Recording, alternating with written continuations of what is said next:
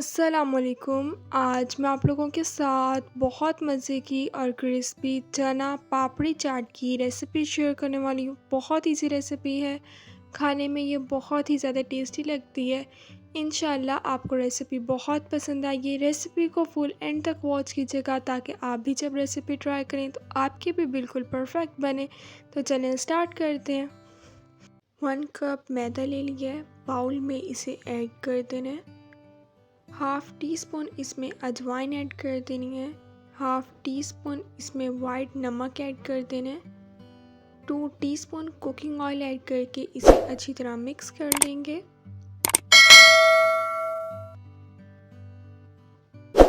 चार से 5 मिनट अच्छी तरह मिक्स कर लिया। थोड़ा थोड़ा पानी ऐड करके आटा गूंद लेना है। आटा जो है नरम नहीं गूंदना, थोड़ा सा सख्त ही गूंदना है। आटा गूंद लिया है आधे घंटे के लिए। अब हम इसे कवर करके रख देंगे। थोड़ा सा ड्राई मैदा ले लिया है। आधे घंटे के लिए हमने आटे को कवर करके रख दिया था। थोड़ा सा पेड़ा बना लिया है। अब हम इसे पतला सा बेल लेंगे। पतला सा इसे बेल लिया है। गिलास की हेल्प से अब मैं इसे कट कर लूँगी। आप कटर की हेल्प से भी इसे कट कर सकते हैं। इसी तरह हम सबको कट कर लेंगे। कटर की हेल्प से भी ये इजीली कट हो जाते हैं। इस तरह हमने सबको कट कर लिया है। अब हम इसे फ्राई कर लेंगे। पैन में 1 कप घी ऐड कर दिया। अगर आपने ऑयल का यूज़ करना है तो आप ऑयल का भी यूज़ कर सकते हैं। घी को गरम कर लेना है। घी गरम हो गया है। अब हम इसे फ्राई कर लेंगे। दोनों साइड से 5-5 मिनट इसे फ्राई कर लेना है। बहुत मज़े की चना पापड़ी चाट जो है वो बनकर तैयार होती है। इंशाल्लाह आपको रेसिपी बहुत पसंद आएगी। दोनों साइड से प्यारा सा गोल्डन कलर आ गया। ऑयल में से इसे निकाल लिया है। आप इसे किसी भी एयर टाइट कंटेनर बॉक्स में स्टोर करके भी रख सकते हैं।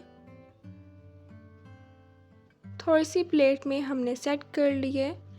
फुल्कियाँ ले ली थी, इन्हें आधा घंटा भिगो के रख दिया था। पानी निकाल लिया। फुल्कियाँ ऐड कर दिए। थोड़े से बॉईल किए हुए वाइट चने ऐड कर दिए। थोड़ा सा बारीक चॉप किया हुआ प्याज ऐड कर दिए। 1 अदद आलू ले लिया था, इसे बॉईल कर लिया था। बारीक चॉप कर लिया आलू ऐड कर दिए। थोड़ा सा बारीक चॉप किया हुआ टमाटर ऐड कर देना है। बारीक चॉप की हुई हरी मिर्ची ऐड कर देंगे। थोड़ा सा अब हम इसके ऊपर से दही ऐड कर देंगे।